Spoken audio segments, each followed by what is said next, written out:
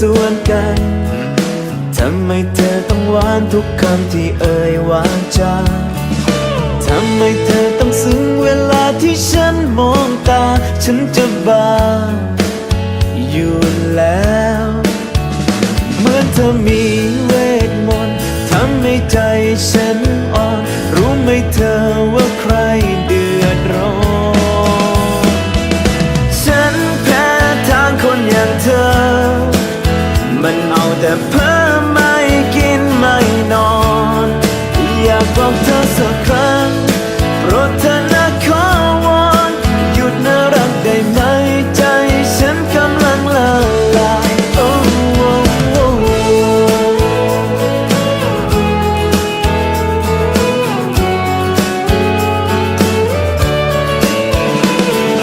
คนหน้าตาอย่างฉันนั้นมันต้องเจียมหัวใจเก็บอาการเอาไว้แม้ใจจะสั่นระรัวอยากจะให้นกฟ้าเอ็นดูมาวัดสักตัวก็ไม่กล้าออกไปเมื่อเธอมีเวทมนต์ทำให้ใจฉันอ่อนรู้ไหมเธอว่าใครเดือดร้อนฉันแพ้ทางคนอย่างเธอมันเอาแต่เพ้อไม่กินไม่นอนอยากบอกเธอสักครั้ง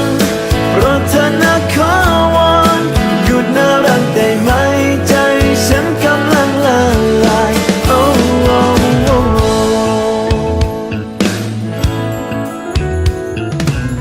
เอาไงกันดีล่ะกับหัวใจ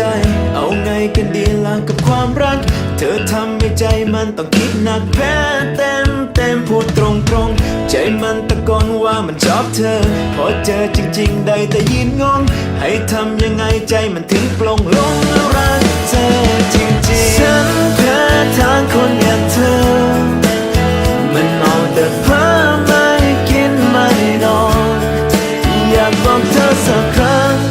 โปรดเธอนะขอวอนหยุดน่ารักได้ไหมใจ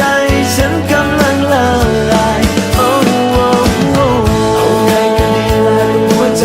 เอาไงกันดีล่ะรักความรักเธอทำให้ใจมันต้องพลิกหนักแพ้เต็มรักของเธอใจมันตะโกนว่าชอบเธอพอเจอจริงๆได้ที่เธอให้ทำยังไงใจมันถึงร่วงหลงรักเธอจนหมดใจ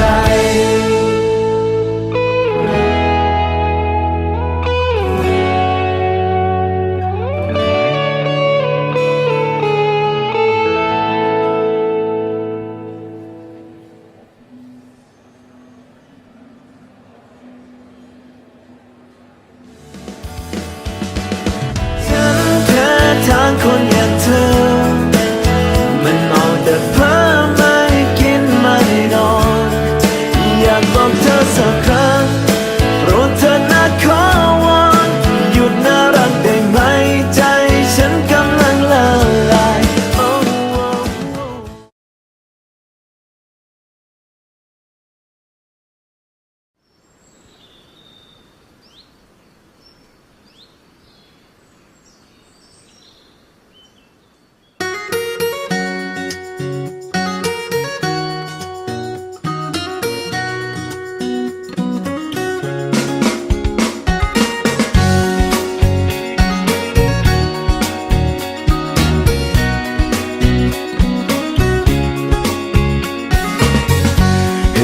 เธอทำไมตัวเธอถึงดำโอ้แม่งามคำดำเป็นดินสอขนาด2 B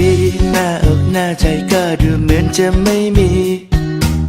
จอแบนอย่างนี้หมอเกาหลีคงไม่รับทางท่อนแขนก็จัดว่าใหญ่ผู้หญิงอะไรขาโตใครทำให้เธอโมโหต้องขอหักตายไม่รู้น้ำหนักเท่าไรกล้าชั่งให้ดูไหมนี่ใจ แต่เอาเธอมาแยกมองแต่ละทีไม่เห็นจะมีอะไรสวยเลยแต่ดูรวมแล้วมีเสน่ห์เหลือเกินไม่ต้องมาคันฉันพูดจริงๆเธอมีเสน่ห์มากมายจะน่ารักไปไหนอยากจะได้อย่างดียิ่งดูยิ่งมีเสน่ห์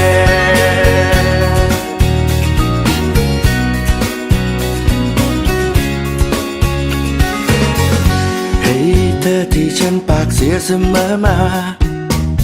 รู้ไว้เธอนะเพียงเรียกร้องให้เธอสนใจ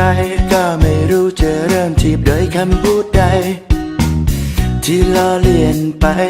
จริงๆแล้วมันคลั่งไคล้เธอน่ารักตอนเธอพูดจาลึกซึ้งเธอเป็นเรื่องใจเธอมองอะไรด้วยความอ่อนโยนไม่สมบูรณ์แต่สมดุลเห็นภาพรวมเธอแล้วโดนรู้ไหมใจฉันดวงนี้มันสับสนหลงไหลเธอจนหมดใจแล้วพอดูรวมแล้วมีเสน่ห์เหลือเกินไม่ต้องมาคันฉันพูดจริ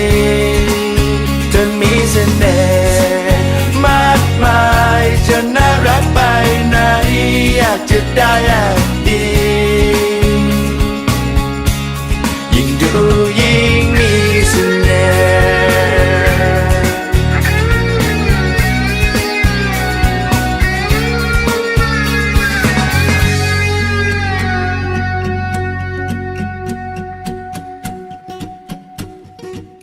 มันทำไม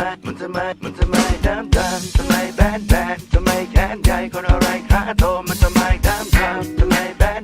ทำไมแค้นใหญ่คนอะไรขาโตมันทำไมดำทำไมแบนทำไมแค้นใหญ่คนอะไรขาโตมันทำไมแล้วทำไมพอดูรวมแล้วมีเสน่ห์เหลือเกินไม่ต้องมาคันฉันพูดจริงๆเธอมีเสน่ห์มากมายจะน่ารักไปไหนอยากจะได้อย่างดียิ่งดูยิ่งมีเสน่ห์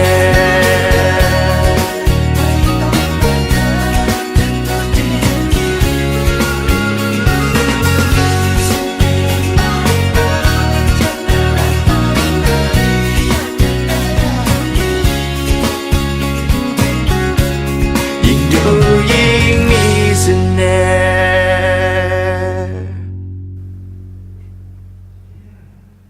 เธอวาดเราขี้เก๊กไปหน่อยนะ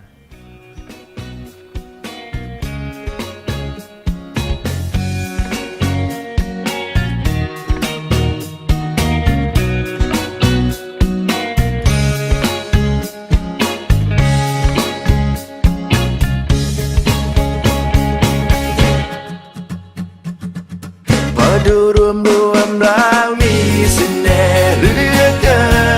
นไม่ต้องมาคันฉันพูดจริงๆเธอมีเสน่ห์มากมายจะน่ารักไปไหนอยากจะได้อย่างดียิ่งดู